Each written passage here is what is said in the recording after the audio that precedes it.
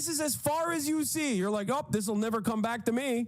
You're a moron. The entire reason why he was the lead negotiator with the school was because he was calm and collected. He's one of the worst people. If you want to make an argument, he's one of the worst people to use as an example. No, it isn't, he says. I don't even know what he's responding to. And the tough student didn't do that. And neither did this student. This student didn't do anything, as a matter of fact. She was just in the presence of a pro-Palestinian rally. The Indian student who self-deported literally only signed a piece of paper that said Architects Against Genocide. Do you think that's justifiable to deport people over? If you say yes to that, you're a moron. If you think that a government that does that is not going to come after you one day, you are literally the dumbest person on the planet. You have no self-preservation skills. And even if they had, for the record, no idea what she did, so to be honest, can't comment. Then why? Why do you have such a firm conviction, a firmly held conviction on the matter when you were wrong on the Marco Rubio reasoning? You literally admitted that, yeah, it should go to the Supreme Court then. You were wrong on what Mahmoud Khalil was even charged with, which he wasn't charged with any of those things that you're saying. And the only thing that he was responsible for is unironically protected by the First Amendment. You're wrong on, you are deluded on all of these other instances of comparable cases of ICE trying to kidnap people and detain them and deport them. What are you right about? You're right about nothing. You are right about zero things in this process. So perhaps, maybe you're wrong about how you don't realize that this will inevitably harm you as well, or a loved one. I read the law. You're not even literate, dumbass. The fuck are you talking about? I read the law. You didn't read shit. You don't even know how to read, apparently. There is no justification for any of these people to be grabbed from the fucking streets, dude. Are you guys kidding? It starts off with immigrants. It starts off with legal permanent residents and student visa holders. It will inevitably move to American citizens as well, either American citizens that were recently naturalized or American citizens that were born here. That's how this works. There is no finite amount of cruelty that they will stop at, because this is not about a real reason. If there's no real justification for it, then clearly they're just trying to slowly but surely erode the constitutional protections that protect you, the American citizens, against government enforcement. That is the entire point of the fucking Constitution. But dumb First Amendment lovers and Second Amendment lovers can't even understand this basic fact. It blows my fucking mind how stupid these bootlicking libertarians actually are. Oh my God. If they had anything to be able to charge these people with, like serious crimes, okay, that are deportable offenses, that are crimes significant enough for them to actually go through the process of revoking their citizenship and deportation, or legal permanent residency status and deportation, then they would go through it. They wouldn't just try to nab people off the street and then try to expeditiously ship them to Louisiana after judge shopping to find a dumbass judge that's hog enough to say, yeah, let's do it. Let's deport them. They'd get a warrant. They'd go through the court system. They're not doing that because they know they have nothing. Asman hasn't talked about these students yet, so he has no firmly held convictions that he just got last week. Yeah. Can't wait for Hassan Abi to get deported, you terrorist supporter. Brother, let me explain something to you, okay? I'm an American citizen. Do you understand that? I'm an American citizen. I was born here. So if the government is deporting an American citizen who is also relatively wealthy, relatively famous, what the fuck do you think they're going to do to you? A country that is fantasizing about deporting me has already put you under the concentration camp. Like, this is the thing that people don't understand, where they're like fantasizing about this growing fascism, where they think that they will somehow come out of it alive and unscathed. Like, you're insane. I don't support terrorists, dude. Dog, that doesn't matter. That's my point. Neither do any of these fucking people, okay? You're a dumbass.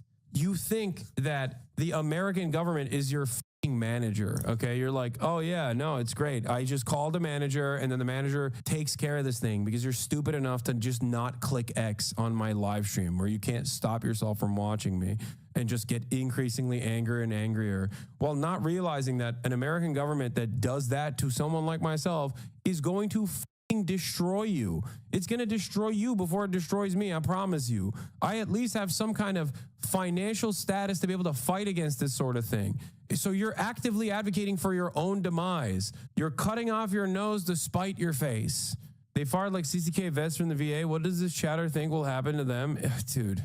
Dude, these guys openly say, like, we don't give a f about you, okay? They openly say, we don't give a f about you. You're broke. You're poor. And they fucking love it. They're like, oh, hell yeah, sir. Hell yeah. Go dunk on my enemies further.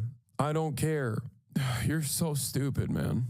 Yeah, my radical views are America should stop spending endless amounts of money on global warfare, just murdering brown people at a rapid clip, and instead spend it on dumb like you so you can get health care, so you can get free education. That's my opinion. That's my radical position. If you find that position to be radical, you got to get your head examined. Oh, wait, no, you can't, because the hospital shut down in your rural area and no one is coming to save you.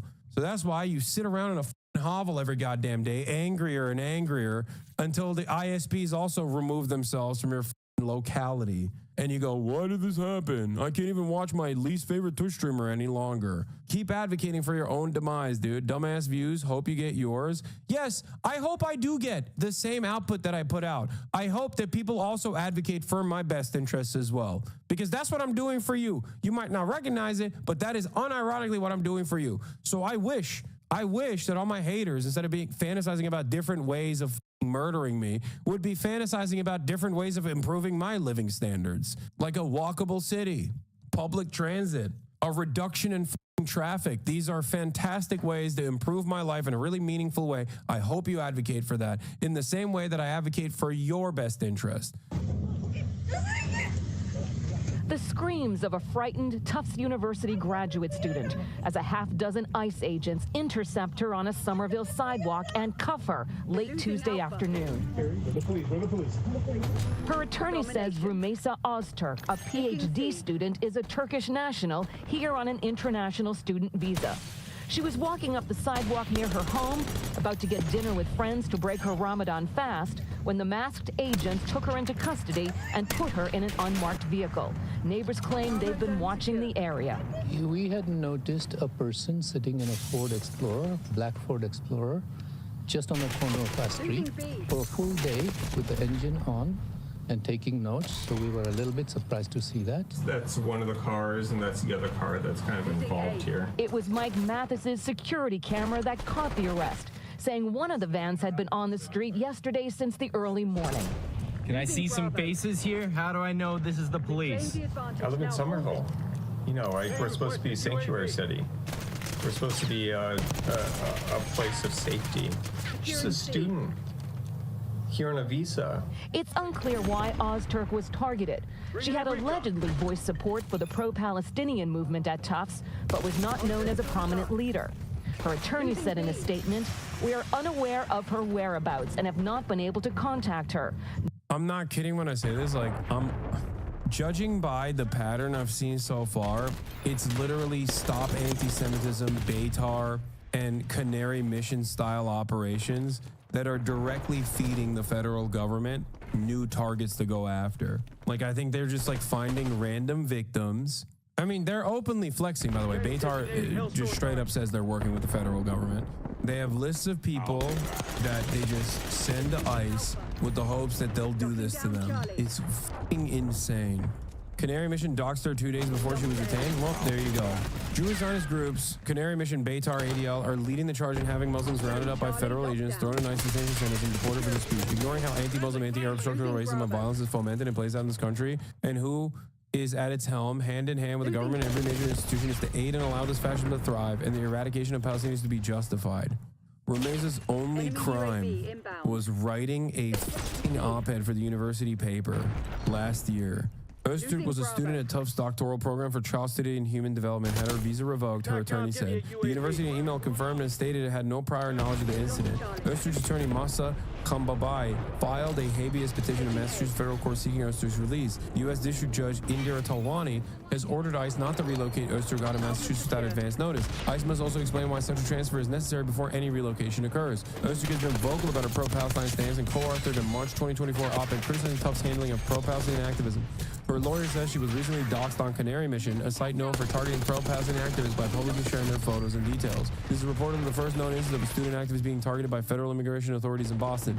A protest is scheduled at 5:30 p.m. at Powderhouse Square Park in Somerville in response to the detention. They kidnapped a Fulbright scholar off the streets of Somerville and absconded her to Louisiana with zero due process and no known criminal charges, very likely in response to bogus anti-Semitism allegations stemming from an op-ed she wrote critical of the atrocities by Israeli state. I've just been informed by the government council that Rumeysa has been sent to Louisiana. It took nearly 24 hours after she was detained for me to be appraised of her location. I have been unable to speak with Rumeysa, but have requested that I have the opportunity to speak with her immediately. Government officials have not yet provided me with the charges against her or any evidence that she has engaged in any wrongdoing. Rumeysa is a Fulbright scholar and a PhD student who deserves to be back at Tufts completing her PhD. No, deport the supporter of terrorists. Lesson here, don't support terrorists, especially as a guest in our country. Send the Jew hater back to Turkey. She FO and now FO. Gaza State has a very nice PhD program. It's like, I don't think many on the left would have predicted that Jewish supremacy was going to be the vanguard of fascism, but it is, and people need to wake up. These are religious fanatics engaged in a holy war, and I'm sorry, but the lack of civil war in the U.S. Jewish community is telling. I'm actually kind of shocked. I will admit, Jews who have historically been at the forefront of revolutionary actions, it is genuinely shocking that more Jews are not fucking alarmed by the fact that, like, these Zionist institutions that masquerade as Jewish institutions are actually, like, Jewish advocacy groups are actually unironically doing neo-Nazi shit. I know this is preaching to the choir. I'm not talking to you guys in here. Obviously, you guys, my Jewish fans, are very tapped into this and very frustrated. Why? Why is it shocking to me? I don't know. Centuries of pogroms and the Holocaust? How the fuck do Jews not realize how quickly this will turn on them? You have to be a real dumbass if you think that this is going to, that people are not going to be resentful and spiteful towards you. When that turn comes, do you think that the American government is going to protect Jews? No, they're going to be like, yeah, all right, pack them up. Yeah, they got a lot of wealth. Let's extract it. That's what they're going to fucking say. We're not that far removed from the fucking Holocaust. Like, how are people this comfortable leaning? How are Jews specifically this comfortable leaning into the same neo-Nazi shit that slaughtered their grandparents? Like, what the fuck? It doesn't make any sense. Like, you just have collective amnesia? How the fuck are you not at the forefront, you know, beyond Jewish Voice for Peace? I'm talking like all of these Jewish advocacy groups should be dismantled piece by piece by Jews who are like, no, this is done. You've gone way too far. Yeah, even parents, not even grandparents. Like, for you guys, yeah, your grandparents. But Jews over a certain age, like, they either A, there are still living survivors of the Holocaust, B, immediate parents and family members, that were slaughtered in the Holocaust. How the fuck do you not understand? This is the same shit. It's starting. It already started. It's here. I don't understand it. I don't know. I don't get it. I don't understand it at all. Like, the other part about it is that, like, the government is not exactly hiding that they don't, like, they're just like fake using the anti-Semitism thing as a cudgel. Like Grant Minor. Grant Minor was the Columbia Student Workers Union leader. Grant Minor is fucking Jewish. And not only was he Jewish, but he also was a PhD student for Jewish historical literature. Like, what the fuck? He's one of the people that got fucking clapped in this process. He's an American citizen, so they didn't deport him. But, like, they kicked him. They revoked his fucking, they revoked his diploma. Yeah, they're using Executive Order 1488, by the way, to do this, to add insult to injury. I don't know, man. I don't know where we go from here. This is insane. It really feels like as long as the domestic fascism is never coming to American Jews supporting Israel, there's no limit to what will be tolerated and even championed by them. The entire project is predicated on fascism against non-Jews. The difference between that and overt religious supremacy is getting blurrier and blurrier by the day.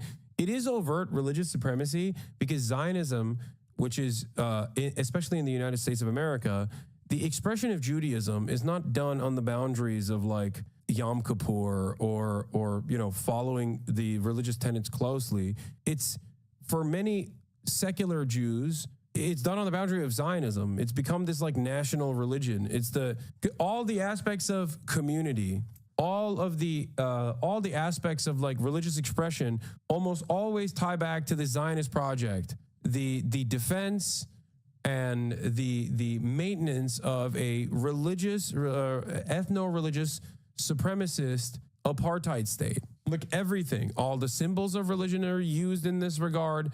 And basically it's this self-sustaining cycle of propaganda.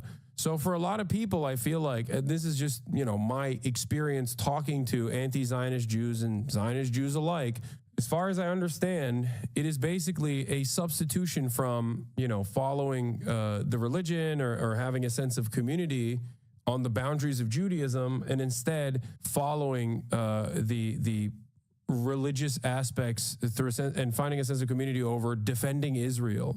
Yes, I'm just saying my family members, for example, wouldn't outwardly support religious supremacy like Kahanism, but what is truly the difference between that and turning a blind eye to domestic fascism done in their name? At the end of the day, it's the same bullshit. Yeah. No, okay, you're right, yes. Kahanism is a grosser, more overt version of that, but I've seen like yellow ribbon liberal Zionist accounts basically saying never again just means for Jews. Like straight up Kahana shit. Actually, never again just meant for the Jews, not for you. Like that's an insane thing to say, dude. That's just like undermines everything I've read and everything I've learned about like Jewish culture in general through centuries of overcoming historic wrongs. It's insane. Yeah, watch it.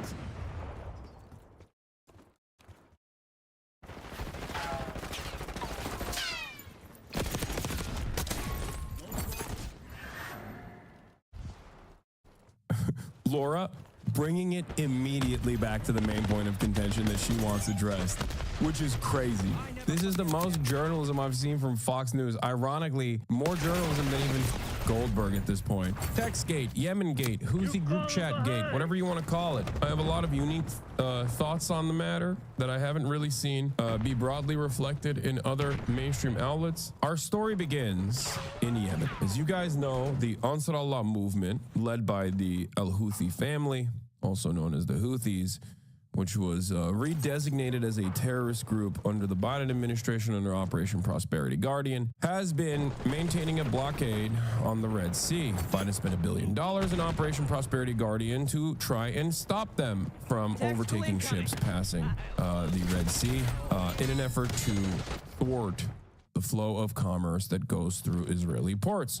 They actually saw a lot of success in this process. The people that, on the other hand, saw a lot of failure in this process was the American government. The American government spent $1 billion and did not end up stopping the Houthis from being able to overtake ships and make it virtually impossible and far too dangerous to allow commerce to flow through the Red Sea. America, being the most powerful nation on the planet, has the capacity to rein in its attack dog Israel in the region and say, hey man, enough, you've done enough genocide, we gotta dial this back. But instead, they're attacking all of the people that are trying to stop Israel from doing a genocide, because we are objectively the bad guys. But of course, Trump being Trump and having an administration filled to the brim with some of the most incompetent drunkards and rape has had an incredibly Trumpian moment here. Mike Waltz, the national security advisor, sets up a group chat on Signal. It's a commercial application that anyone can use. Very strange. Normally, classified information should be documented and kept to secret back channels of communication. You should never use an application that can use the phone numbers in your personal contacts list on your personal phone to make matters of state security, to communicate with people on matters of classified information and war. There's a secondary side to the story that I don't see a lot of people talking about, which is that Signal conversations are slated to be deleted. They get deleted after a certain period of time, and I'm fairly certain that this group chat, the Principals Committee group chat that they had set up, that they actually invited Goldberg, Jeffrey Goldberg, the editor-in-chief of The Atlantic magazine to, accidentally, was slated to be deleted. This is illegal. These sorts of conversations are supposed to be documented and logged. It doesn't have to be revealed to the public, but they're supposed to be documented and logged. The very fact that they are having secret convos like this that are slated to be deleted is dangerous. It is a way to skirt accountability. And that is precisely the reason why it is illegal. Disappearing message time was set to 1 week. As I said, these are the text messages that were fully revealed, from what I understand, by Jeffrey Goldberg and The Atlantic. And as you can see, it says, Michael Waltz, National Security Advisor Michael Waltz, added you to the group. Now, my opinion on this is a little bit different than the way that the media is covering it, because everyone is focusing on the incompetence of this administration. Everyone is focusing on the national security issues that this presents. As someone who thinks that the American actions against the Houthis is completely unjustifiable and on the wrong side of history and on the wrong side of morality, I don't necessarily care that they are being incompetent. And I've always maintained that I'm pro-leaks. And there it is. This is from April 14th, 2023. Leaks are good. I'm pro-leaks. I am always pro-leaks and will continue to be pro-leaks. This is how good journalism happens. Now, of course, lucky for them, Jeffrey Goldenberg is not a good journalist. He's a bad journalist. He's a stenographer for the State Department.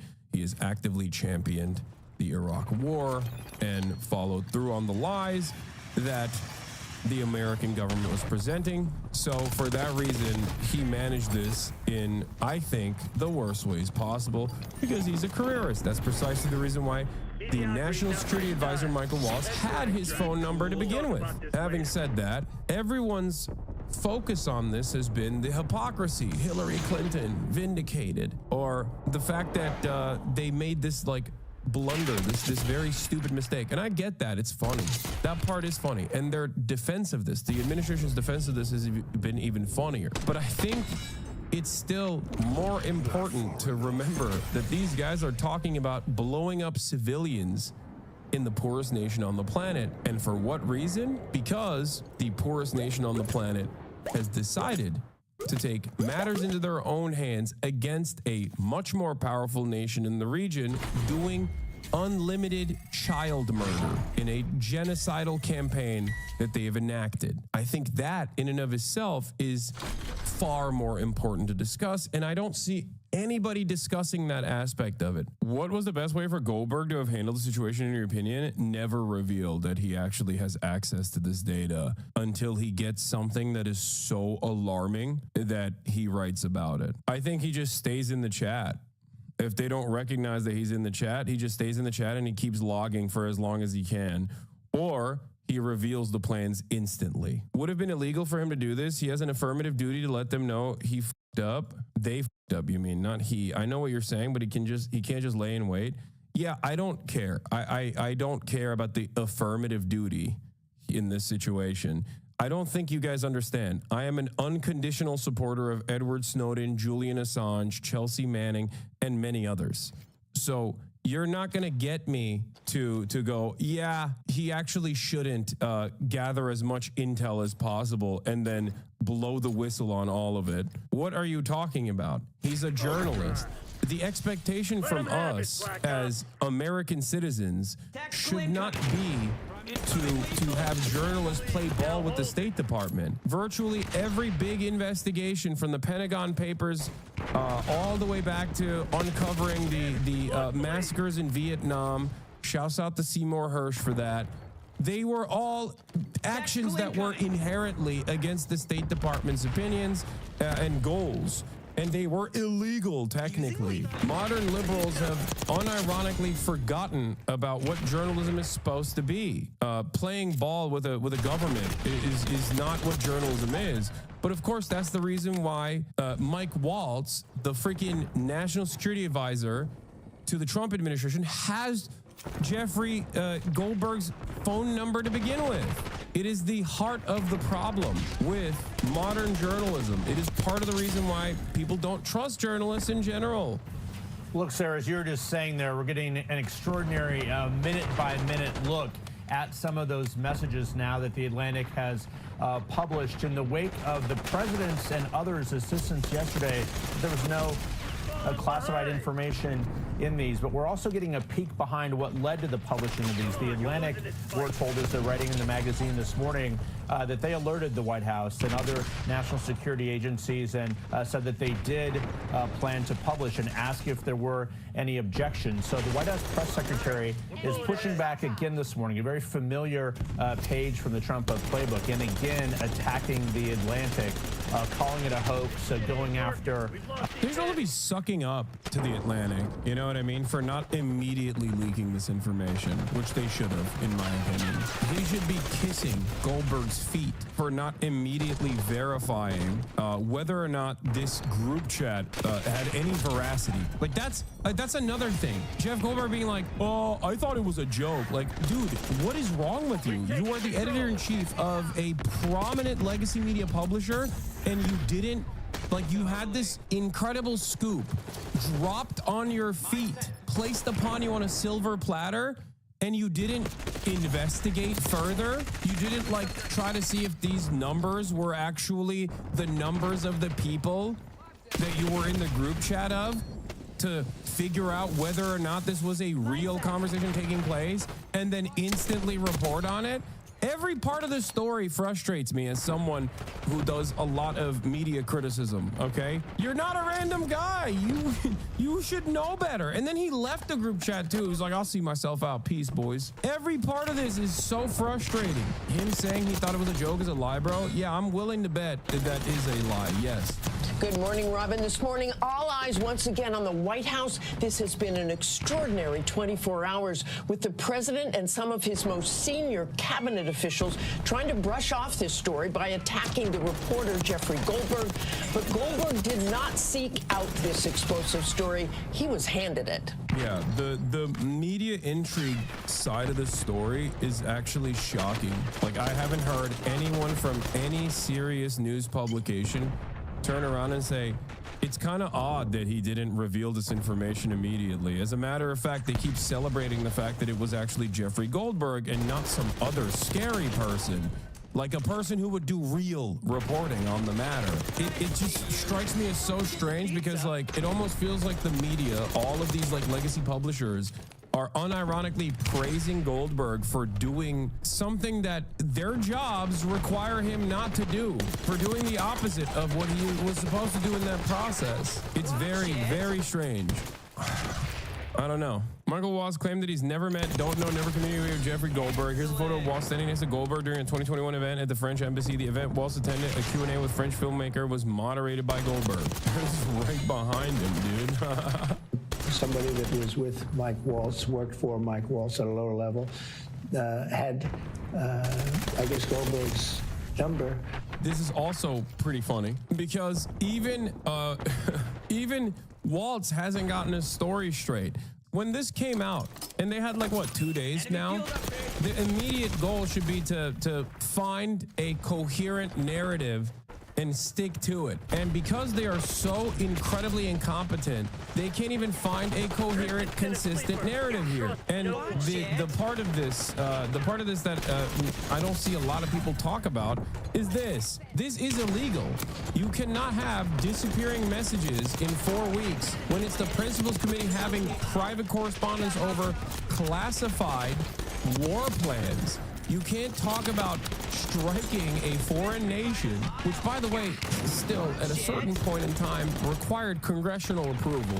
Okay, we are so far past that point, I'm not even going to get into it, because they're declared a terrorist organization, so you can do whatever you want, and there's no congressional approval necessary. But, like, at a certain point in time, this would be the main conversation. They'd be like, what do you mean you're using American military without congressional approval to strike foreign countries? That seems insane. That seems illegal, because it was, and it still should be. But we're not even having that conversation. And also, they're not even having this conversation. What is going on? It's wild how the standards have shifted so dramatically. They're gone. It's eroded. There's nothing. There's no oversight whatsoever. You got a bunch of dudes in a group chat with their personal phones with disappearing messages, going, yeah, we should strike this place next. Yeah, hell yeah. I didn't even look to see who else was in this group chat. I'm sure it's fine. It's copacetic. Let's go. Here. And you mentioned emails a lot, but Michael, what are other records? Do signal chats count as records? Yeah, so that's where things get really tricky as a political appointee, especially, for those who've never worked in federal government before. There's plenty of apps and other messaging platforms out there, whether it's deleting messages, encrypted communications, or whatnot. But all the agencies under the federal government are governed by certain records retention policies. So you have to be careful with whatever agency you're working at, that you're following those policies. That's another way that political appointees get into trouble sometimes, is they're using these encrypted chat platforms or self-deleting messages, and they are, in some sense, violating the law by deleting those. Because if you're conducting official business, whatever communication was transmitted to conduct that official business, that's a federal record, and it needs to be properly retained so that someone can request it under FOIA. And you mentioned emails a lot, but Michael, they know. Of course, it's illegal. There needs to be proper documentation. Ironically enough, half of the conversation about like Hillary's butter email scandal was about this. Now, we're gonna watch Laura Ingraham on Fox News ask some of these questions of Mike Wallace. And it's actually interesting because like Laura Ingraham, ironically enough, despite being a government stooge and state media, actually asks him some pointed questions. It's interesting where she does like kind of some journalism, surprisingly enough. Joining us now, one of the principals who was on that Signal chat, National Security Advisor Mike Waltz. Advisor Waltz, thank you for joining us tonight. The president expressed complete confidence in you today and his entire cabinet. But how did a Trump-hating editor of The Atlantic end up on your Signal chat? You know, Laura, I'm not a conspiracy theorist, but of all the people out there, somehow this guy who has lied about the president, who has lied to Gold Star families, lied to their attorneys, and this Trump hater, how did this Trump hater get on the group chat, Mike? It's so funny. It's just like, why not me? Why do you got the Trump haters in the group chat? I would like to be in the group chat. I mean, Pete's my colleague, for fuck's sake. Is someone in your intel? Is someone in your intel team trying to cause trouble here? Because that's the scuttlebutt out there. Look, that we have people. No, look, this is a great group. The president has a great team. This is not first term. No, your team. I'm not talking about the other principals. No. These were principals and a couple of staff that were coordinating, as you saw, having a policy discussion as we went forward, and then just in the days before what was an incredible strike. Not only did we take out people that the Biden team never could, that we took out headquarters, missile caches, and actually... This is also complete nonsense. The Biden admin hit the Houthis as hard as they could. They did it over and over again. Also, the targeting and the like super Israel nature, which I guess like we taught Israel how to behave in that regard. So I don't want to give them too much credit on this, but the notion that like, oh, it's a perfectly permissible target. It was so sick. It was the best target of all time. You killed like 30 plus, I think it was like 50. I can't remember the exact number. It was like civilians. Like you killed a bunch of civilians. You killed multiple children. You're talking about killing multiple children on national television. As a matter of fact, that's the other side of the story that is very frustrating for someone like myself, where I look at this situation. And I'm in awe of the fact that, like, obviously Laura Ingram's not going to do this, but like, no one in the media is going, hey, they killed a bunch of kids in Yemen, in the poorest nation on the planet, like without congressional approval, with like in a private group chat. Like every part of the story is just completely messed up. And I find it very strange. I find it strange that so much of the liberal outlets have completely given up on even calling to question the active war crimes of this administration. If I recall, even under Trump 1, I remember when the Saudi coalition forces that were backed by the United States of America, that were using American targeting systems and using American munitions, when they dropped a bomb on a school bus and killed a bunch of children, that made it into national news. People were talking about how unacceptable that was, that like that was kind of crazy that happened. And it's weird because it's Trump too, and he's directly doing that and no one is going, hey, we killed a bunch of kids. Like, the American government just killed a bunch of kids in the poorest nation on the planet. What's going on there? That's crazy. Like, there are numerous points that someone like myself cannot wrap his head around before we get to like the incompetence of the admin. And everyone seemingly is talking about the incompetence of the admin. Matt Duss is correct on this. Executive Vice President of CI Policy, co-host of Undiplomatic Pod, former Foreign Policy Advisor for Senator Sanders. Matt Duss and I might have some disagreements from time to time. He's been wanting to come on the stream, by the way. I should have him on the streams soon. But he's absolutely correct on this. Rules of engagement that permit destroying an entire civilian apartment building to kill one alleged terrorist is a part of Joe Biden's legacy. It's still a war crime, though, and Waltz's text is a confession. This is, like, weirdly enough, not a aspect that they're talking about, and it's very weird that the media is not covering that angle at all. Obviously, we're just gonna blow up entire buildings on a foreign nation that we're not actively at war with. Like, what are you talking about? What's it to you? And the text message itself is Michael Waltz saying, typing too fast, first target, their top missile guy. We had positive ID of him walking into his girlfriend's building, and now it's collapsed. JD Vance responds, excellent. Michael Waltz does the punch emoji, American flag emoji, and fire emoji. CENTCOM also lied and said that there were no civilians. Of any civilian casualties. We, of course, have seen some of the accusations by the Houthis. We look at those closely when they do come in, but we have no credible indications of any civilian casualties. No indications of any civilian casualties. We, of course, have seen some accusations by the Houthis. We look at those, but, you know, we don't trust them. And that right there is a lie. It's important. I'm glad that this text message group chat is revealed, because this should be an educational moment for you.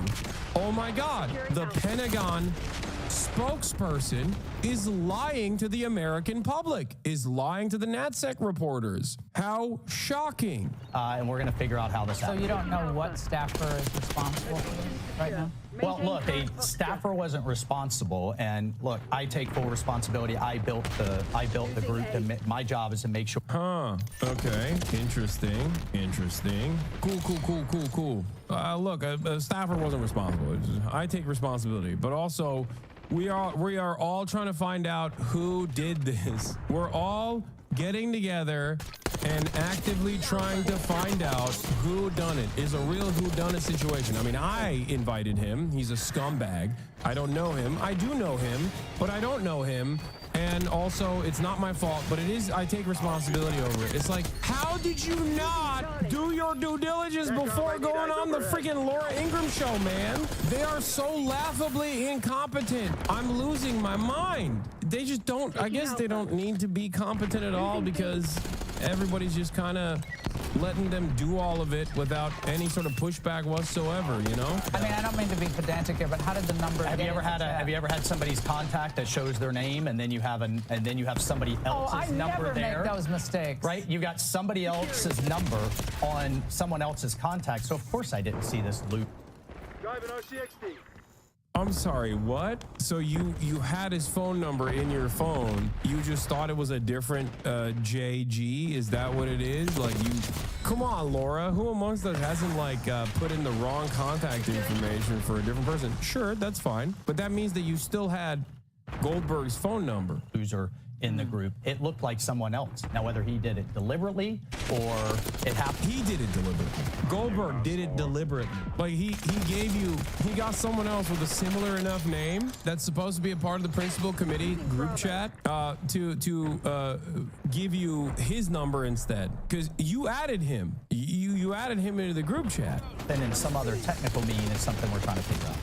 So you're a staff. Yeah, Jeffrey Goldberg. Let's look at his age real quick. Jeffrey Goldberg, okay, editor-in-chief of the Atlantic, age 59 years old, was able to demonstrate technical prowess and was able to hack into this group chat. He knew it was going to happen, and he actually hacked into the Signal group chat and somehow got you to put his phone number in the group chat. That's cool. Yeah, for sure. I believe that. It must have been Hamas, actually, that did it. Did not put his contact information. But how did it end up in your that's phone? what we're trying to figure out. Yeah, even Laura's like, that seems stupid. I'm sorry if I don't ask a follow-up question here. Everyone's gonna make fun of me. This is not the Sean Hannity suck job hour, okay? This is the Laura Ingraham show, bitch. Get your ass out of here. I'm gonna ask a question, a follow-up question to what you just said, because what you just said is insane. So you're a staffer that did. Like, even she's like, what? I'm sorry. So you're not even like, this is her literally being like, just say it's a staffer, you idiot. Okay, say it's a staffer. Blame a staffer. What's wrong with you? She's like, so it's not a staffer? So you're saying that you put his phone number? Let's not put his contact information. No. But how did it end up in your that's phone? what we're trying to figure out. Okay, but that's a pretty big problem. That is what. If there are That's where numbers, we've got the best technical minds, right? That's disturbing. And that's where, I mean, I'm sure everybody out there has had a contact where it was said one person and then a different phone number. But you've never talked to him before, so how's the number on your phone? I mean, I'm not an expert in any of this, but it's just curious, how's the number on your phone? Yeah, how did that happen? I mean, dude. Mickey, Michael, what are you doing? I mean, this is the onion meme of like, why do all these gay guys keep sucking my penis? Like, what do you mean? We're all trying to find out who did this. Who's the guy who did this? I mean, it was me, but like, I'm trying to figure out how, you know, I'm trying to figure out how this kept happening. It's just weird. It's the, I don't know. Well, if you have somebody else's contact and then somehow it gets sucked in, it gets sucked in. Was there someone else supposed to be on the chat? Real technical term from National Security Advisor Mike Waltz. No, I just get sucked in. Wait, I'm sorry, what? It's just curious, how's the number on your phone? Well, if you have somebody else's contact and then somehow it gets sucked in, it gets sucked in. Was a child with a bad grade from a quiz puts more forethought into lying to their parents than Mike Waltz is doing right now. I like that because they don't have a coherent narrative on this issue, by the way. Like, they didn't even bring in the troops together and be like, this is what we're going with. Instead of doing that, they're just all saying whatever first comes to mind. Their cover story is going to be, oh, a staffer accidentally put this person's phone number on my phone, and then they accidentally added this person thinking it was someone else. That's most likely going to be the narrative. But if I could come up with that right now on the spot, like, how did you not figure that out ahead of time? Like, actually, like, why didn't you just say, yeah, say it's a DEI staffer. Chatters who come in here, say some dumb shit, get banned, have better apology forms, okay? When they're like, I was drunk and my cat was also drunk and the cat ran over the keyboard. That's like a better narrative than what Mickey Waltz is coming up with here. What the And now we're seeing some real success in taking down their air defenses, opening the sea lane, taking out their leadership. We don't want to talk about that. We want to talk about this. Now, the Atlantic told us in part that attempts to disparage... By the way, Laura, bringing it immediately back to the main point of contention that she wants addressed, which is crazy. This is the most journalism I've seen from Fox News. Ironically, more journalism than even Goldberg at this point. Like, she's like, nah, okay, well, here's the Atlantic. Here's what the Atlantic said. Well, I don't care about the shipping lanes. Okay. How did this happen? Now, of course, that moment of journalism is going to be short-lived. You'll see in a second. Discredit us in our reporting, follow an obvious playbook by elected officials and others of power who are hostile to journalists and First Amendment rights of all Americans. They're saying, don't blame the messenger. Your response to them? Lied about Russia, lied about Gold Star. Lied about Russia, lied about Gold Star veterans. He hates the president. Fake news. That's it, though. Remember, we talked about cults and one of the most like apt ways that cults will refuse to entertain any sort of discourse is a thought terminating statement, right? A thought terminating cliche. That's exactly what he's doing here. He's like, remember, fake news. Okay, got it. Biden, fake news. Atlantic sucks, fake news. And then everybody goes, hell yeah, he's right. I forgot about what the point of contention was to begin with. Family. The DNI was very adamant today and very clear that there was no classified information in this. Yeah, interesting. Well, you know, since they leaked the information now, since after the DNI gave the go-ahead, we can potentially figure that out for ourselves, don't you think? including, I mean, even the fact that one, they're having this over Signal is completely unacceptable, considering that these messages are disappearing, also illegal. And then they talk about like who they want to appoint, point of contacts. That also could be considered classified. Also, no one is going, hey, why is the JG name not saying who their best point of contact is? But that's besides the point.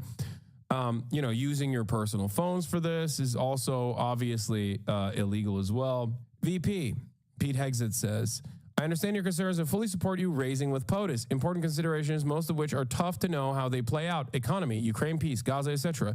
I think messaging is going to be tough no matter what. Nobody knows who the Houthis are, which is why we would need to stay focused on one, Biden failed, two, Iran funded. Americans don't have enough appetite to blow up these random people that they don't know who the they are. So we just need to keep saying, oh, it's our major enemy, Iran. And we should also talk about how this is Biden's fault somehow. Waiting a few weeks or months does not fundamentally change the calculus. Two immediate risks on the waiting. One, this leaks and we look indecisive.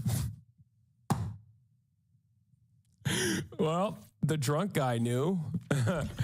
Why would the reporter actually report this now, though? Why not earlier or why not later? Because the reporter is not a real reporter at all.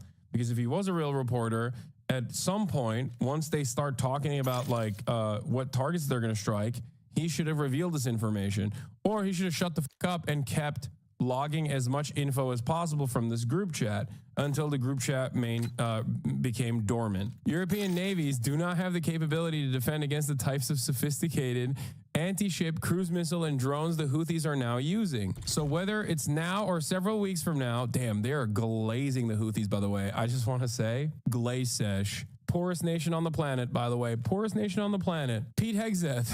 Here comes more actually classified, detailed information that I don't think is meant for the public eye in this private group chat on Signal where people are using their personal private phones, which will be deleted.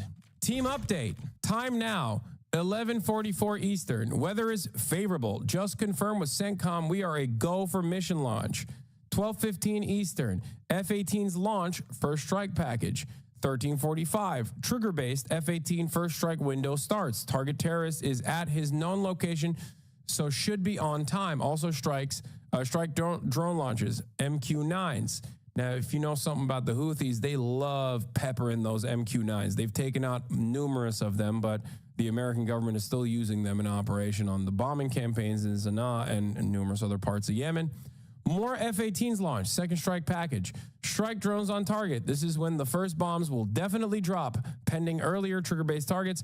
F-18 second strike starts. Also, first sea-based Tomahawks launched. JD Vance, I will say a prayer for victory. Two people respond with prayer emojis.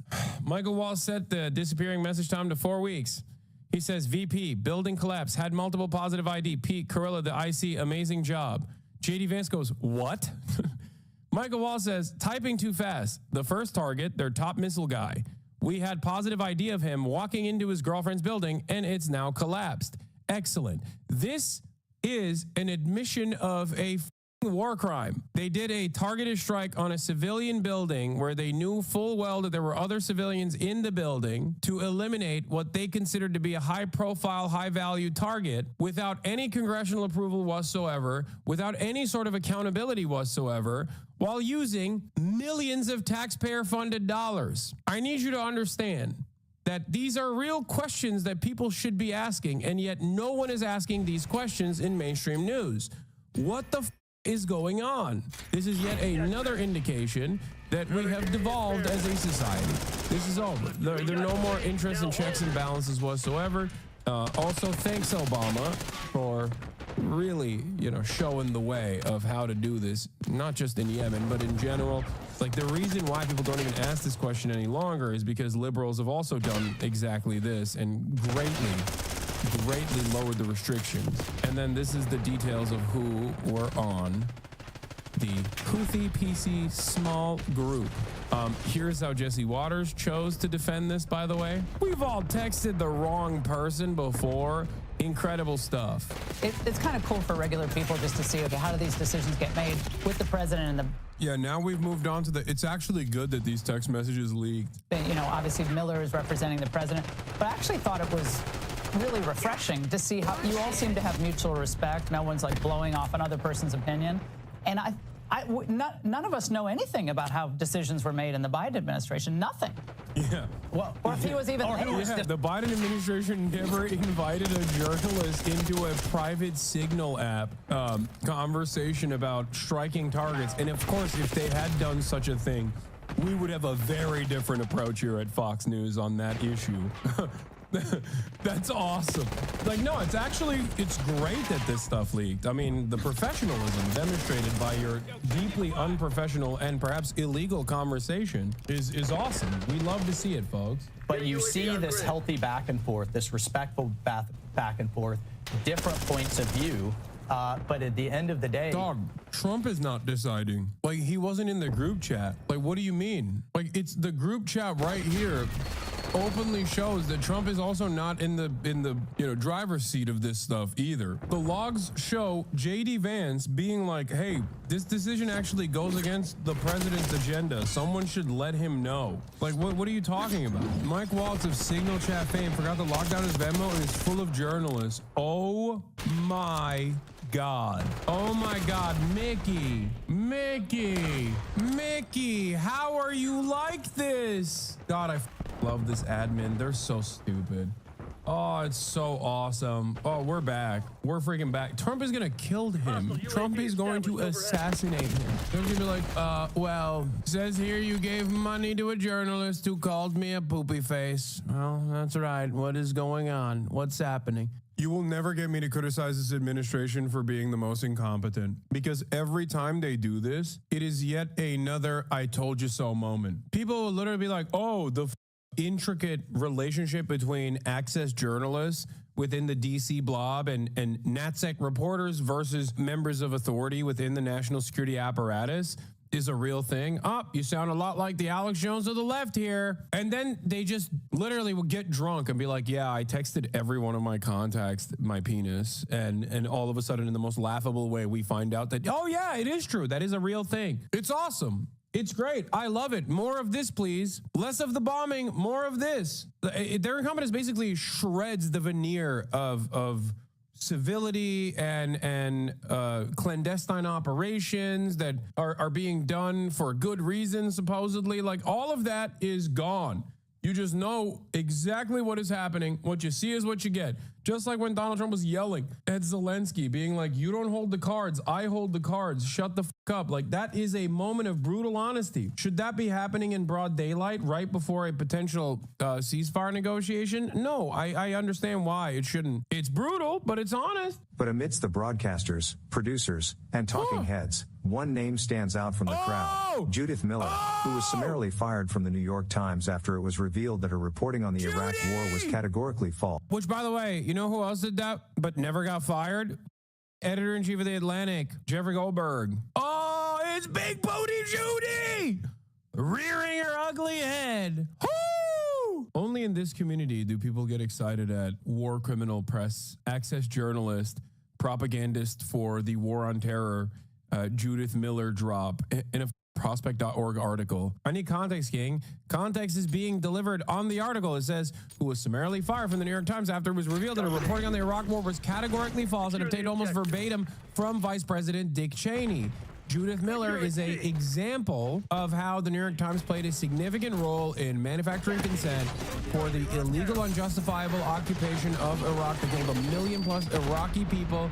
That was all war crimes galore, complete total terror. And she, as a stenographer or maybe even a CIA agent, literally played a formative role in justifying these atrocities and creating reasonable ground for why the Iraq war must happen. How did she do this? By directly getting her notes from Vice President Dick Cheney. Published below is the full list of names for the public to review and reach their own conclusions from. Familiar names include Susan Wiles, Bernard Carrick, Kirsten Nielsen, and Morgan Ortiz. Given that Waltz's settings were turned to public, any foreign adversary in the know already has this information. Average Americans with better things to do than sniff around Venmo don't, until now. There it is. Leak after leak after leak. I didn't even know that Vox did a video on me. Did I interview Vox? I don't remember. They're finding out stuff about the people who were deported to El Salvador. And really saying even deported is just sort of almost like, I don't know.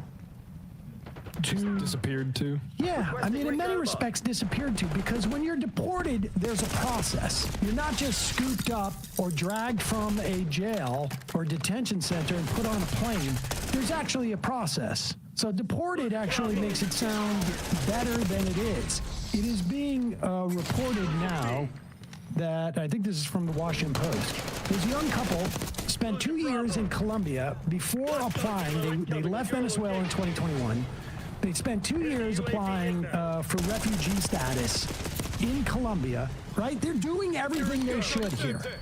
And to be clear, if you step 1 foot in the United States and ask for refugee status, it is U.S. law, it is international law that you get due process for that. These people did it outside the country, which is even harder to do. They were in Colombia for 2 years, running from Venezuela, applying for refugee status. They got that status. They've gone through all the interviews with U.S. authorities in Colombia as part of an extensive background check, and they finally were awarded refugee status. And so they flew. This is what they all claim, right? All of these xenophobes claim they want people to do. Get in line, do it the right way, etc., etc. Legal status granted. Fly to the U.S. Get off the plane, flying into Houston. Upon arrival, an immigration officer asked the man, who's a couple, the question that changed his life in moments: do you have any tattoos? He had already been asked that by U.S. authorities in Colombia as part of an extensive background check. Now he gave the same answer. He lifted his shirt and pants, showed the immigration officer tattoos on his chest, leg, and arms: a crown, a soccer ball, and a palm tree. Then immigration officials decided the tattoos were evidence enough to suspect he might be a member of Tren de Agua. And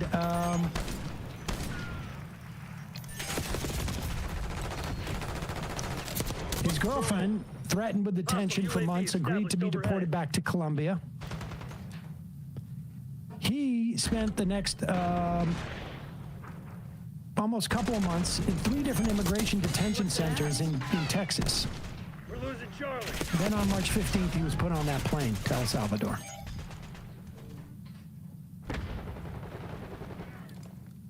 I don't know if they found him. Apparently CBS News, maybe this is from CBS News, got its hands on the entire list of all Venezuelans sent to El Salvador. This guy's name was on it. Tactical incoming.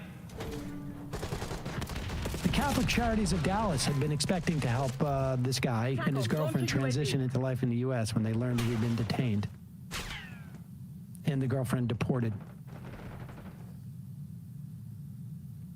Several Venezuelans have told the Miami Herald, I guess this is in the Miami Herald, sorry, that family members were deported to El Salvador despite not having any criminal record in the U.S. or elsewhere.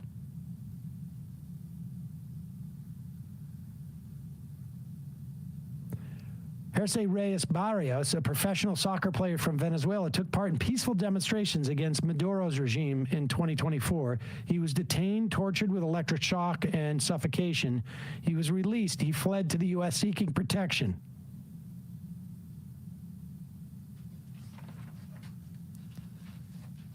Reyes registered with CBP1, that mobile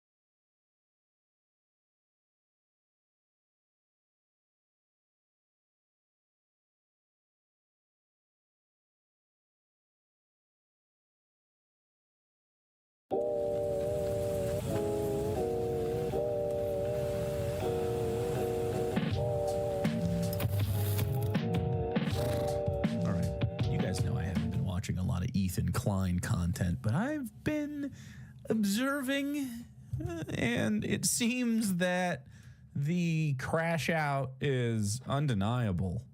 His hosts are like sort of not happy with him. They've been leaving, and some of them, you know, are catching shit. The Reddits have been weird. Just the whole thing is his weird Instagram behavior. A lot of coping, a lot of aggressive trying to like sue other people all the time or whatever. Like, man. In my long career on YouTube, I've pretty much seen it all. I've been swatted several times with LAPD helicopters, the street shut down, police with guns drawn, doing a perimeter around my house. We've also been visited by the FBI 3 times. They were all to warn us of a credible threat against our lives. One time, most recently, he came at 7 a.m. and said, "Do not open any packages until you hear from me, as we have credible bomb threats against you that we found online." I mean, that's bad if true. I do think that it is an unfortunate side effect of the political situation right now that if you take such a strong stance in favor of genocidal actions, it is a sort of a sketchy thing to do with such a big platform. Yeah. I struggle to take what Ethan says without a grain of salt, though, and without skepticism, because of his propensity to like really overblow stuff. And so, like, I don't know, man. He's also milking being a victim, which is making it worse. Hassan said to him how many times, how many others don't ever mention when they are swatted and the like, because it only encourages the people. Yeah, that could happen too. But I'd seen it all. I knew this content nuke was going to draw a lot of negative attention, seeing how extreme Hassan and his fan base are, and his orbiters. But the lengths to which they've gone to hope. Like, we got to talk about Hassan. Why is this Hassan's fault? Harass us and get revenge for going after their god king Hassan. Why is Hassan being talked about? Come on, bro. I'm going to speed him up. I'm going to try to watch all of this if I can. I got to speed him up, though. Goodness. Has frankly gone beyond any type of point of civility and humanity to the point where they're calling CPS, Child Protective Services, to come to our house and break up our family.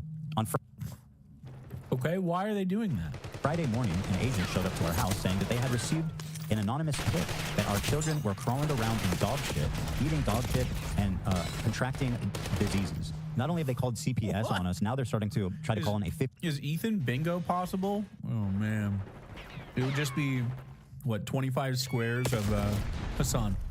There's a lot of stuff to read. I almost feel bad watching this because I legitimately feel like Ethan's spiraling mentally and needs serious help. He has a wife encouraging his paranoia, absolutely zero friends looking out for him, shitty, neglectful parents. I wish someone on a crew would have enough sense to 5150 him. I love watching the downfall because it's so messy until he gets inevitably 5150. Whoever calls CPS, can you please do a C5150? Wow. 5150 to get me committed. It's really gone on too far, and at this point, I'm ready to take no prisoners, take the gloves off, and call out everybody who needs to be called out. The thing is, once you target my children, then a line's been crossed that cannot be walked back. Wasn't he already going after people anyway? He got the Arabs podcast banned, like all the members. Once my kids are involved, when people are targeting my children, harassing my children, there's no length that I won't go to take care of this. And I think that's something that every parent can relate to. All these people, incidentally, who are promoting this type of insanity are, in fact, childless and will likely remain that way. The CPS agent... Cool. So context, he himself on his stream said that he thinks his kid has giardia from his dog, which was only possible if the kid ate the dog feces. He himself said this, so people called CPS. What the fuck? Do we have a clip of that? Showed up and he started asking us all kinds of questions like, who feeds the kids? Who takes care of the kids? What do you do to the kids when you get angry? How do the kids sleep? Do the kids have toys? Is that what happens when you get mad, or what happens when the kids get mad? He walked around the house. He looked in our refrigerator. It's played later in this, I think. Okay.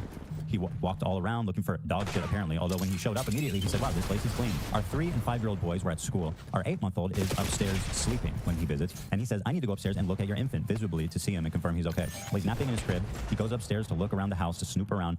He investigates Sonny, our youngest, wakes him up from his nap, and even though he woke him up during his nap, he was greeted immediately actually by a smile because Sonny is probably the happiest baby in the entire world. He smiles at... Every parent says this shit. I got a smiley baby, happiest baby in the world. Okay. I mean, if your kid not neglecting your kids, I don't think CPS should take your kids. Is that what this whole thing's about? If you're being a good parent, I think you should be able to be one.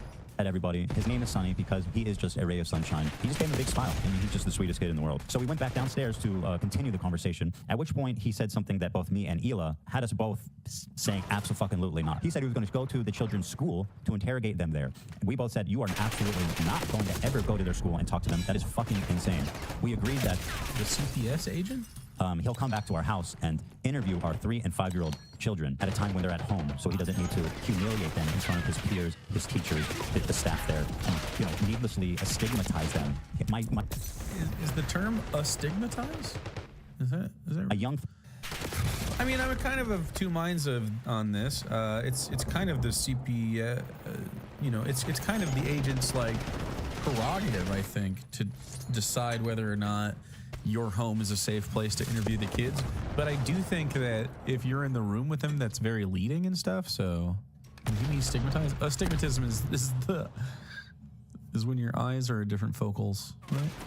3- and 5-year-old children who are sweet and innocent as can be have not yet been interrogated by a CPS agent, but that is due to happen on Wednesday. He also spoke to our nanny, our housekeeper. He's called the pediatrician that takes care of the kids. He talked to them. Pretty much sifted through every angle of our life having to do with our kids in an extremely violating, insulting, unbelievable way. Just a well, that's the system, man. Complete breach of privacy and inhumanity that it's like you can't believe that you, as somebody who has done nothing wrong, has taken care of your kids, to be subject to this forcible investigation because of some fucking freaks online called anonymously to say that our kids are crawling around in shit. Yeah, I mean, that can be shitty. I don't think he had to go along with any of it, like the CPS interrogation or investigation. The immediate question for me was, who did this, and how am I going to hold them accountable? It didn't take me long to catch the trail of the obvious suspect, which is the work of a subreddit dedicated to harassing me, my family, my coworkers, and their families too, frankly, known as Snark. H3 Snark was the place that they originated. If you don't know what's the H3 Snark Reddit, I have heard of this place only through Ethan's mouth. That's interesting. I don't have a Reddit account. Is it bad there? Chat, have any of you seen this Reddit? What goes on there? Is it filled with villainy? Snark it's this growing phenomenon of communities dedicated essentially to destroy someone's life, picking it apart, harassing them, and just trying to ruin their life. It's something that's become quite common on the internet, and something that Reddit, who is the main host of such activities, has completely turned a blind eye to. Take, for example, right here, H3H3_, which is the new Snark page. The top post on this page is from somebody named Bad Empanada, which will... Bad Empanada is a rabid individual. I think Bad Empanada's videos, when focused in the right way, are good. Bad Empanada's Twitter presence is a little startling from time to time. We'll learn more about. It says Bad Empanada with another banger. Quote, "You're the best parents I've ever seen." Said house slave Abdullah Ayad to the clients after CPS visited them because their kids contracted parasites from dog feces. The clients frequently advocate for genocide of Arabs while Ayad sits obediently in silence. He is a tame domestic animal. This is just literally... Wow. Anyone of a normal disposition can see plainly how fucking insane this is. It has 400 upvotes after 3 hours. It's a very active sub of absolutely deranged individuals. The problem is that this subreddit, this community... Calling the housekeeper the house slave is pretty classic Bad Empanada type firebrand wording, yeah. That was the one that had the dispute, though, right? What was the dispute? That she was treated poorly? Why was she upset? I don't remember. Community is being legitimized by creators such as Hassan, such as Dan. The one who called CPS was likely the pediatrician. Is that true? Do we know who it was? Such as Mike from PA and all these leftist commentators who... Oh no, Mike from PA. ...think they can get one up on me by sticking and participating and legitimizing the most crazed psychopath on the internet. I bring this to YouTube because I Adam McIntyre shout out. I've never watched. Respect the H3 Snark, and I believe that they're being silenced. And I saw on the H3 Snark that Ethan had up... H3? Here's the Giardia clip. So that's only one part of it. The next part is... What's the next? That Olive has Giardia, which is a It's a bacterial infection in the intestines that makes you have diarrhea. Yeah, you got to get into like dog shit. So like crawling around in the yard and getting it on your hands or whatever could happen. People get it. It's not necessarily child abuse. And Olive has this? Olive has this, yeah. She came to us with it. Okay. She had diarrhea and... oh, poor baby. Ducky came to us with that too. Wait. Okay, now both of them have it. How shitty is the shit back there? What? And I just wonder why... It's relatively common. It should be... They should have found it already. But anyway... It's a little weird that both of them did. I guess they could get it from each other, but it didn't sound like they got it at the same time from the way you said it. Okay. If it's presenting individually at different times, there's a systemic issue with the cleanliness of the dog shit situation. Like, are they just crawling through like the backyard and there's some dog shit and they're getting into it every once in a while? You got to eat poop to get Giardia? Well, you got to eat poop particles, yeah. You don't have to like take a bite of a turd to get it. You could touch turd, touch your shirt, wash your hands, touch your shirt, touch your mouth, get it. You know what I mean? But like, they don't have a dog, do they? I don't know about Ethan's life. I'm not invested in this. Uploaded Instagram stories about Mika's rhetoric that says, And it's on the H3 Snark subreddit. For more than a year now, we've been talking about it and saying how toxic this place is, how they promote harassment, doxing, stalking, and why it should be banned. I believe these Snark subreddits on Reddit should be banned. It's literally fostering the most psychopathic. It encourages harassment, doxing, stalking. It's just...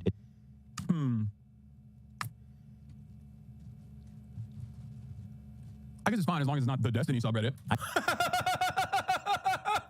Yeah. I think it's time to hold all of them accountable. Here, for example, is Denims, a.k.a. Hassan Waiting Room, watching Bad Hassan Waiting Room. Panada talk about the state of our house and how we take care of our kids. Let's take a look. He lets his dogs shit all over his mansion, and he just leaves the shit on the floor, something that is probably related to the fact that his former housekeeper is suing him for a number of different reasons. So I would assume he doesn't actually have a housekeeper anymore, or perhaps he lost his extra housekeeper. So now the house is just like covered in dog shit. And he has kids, and his kids like crawl into the dog shit, and God forbid, I don't know what they do with it. I don't know if they eat it, or if it's just from like contact with it with their hands or something.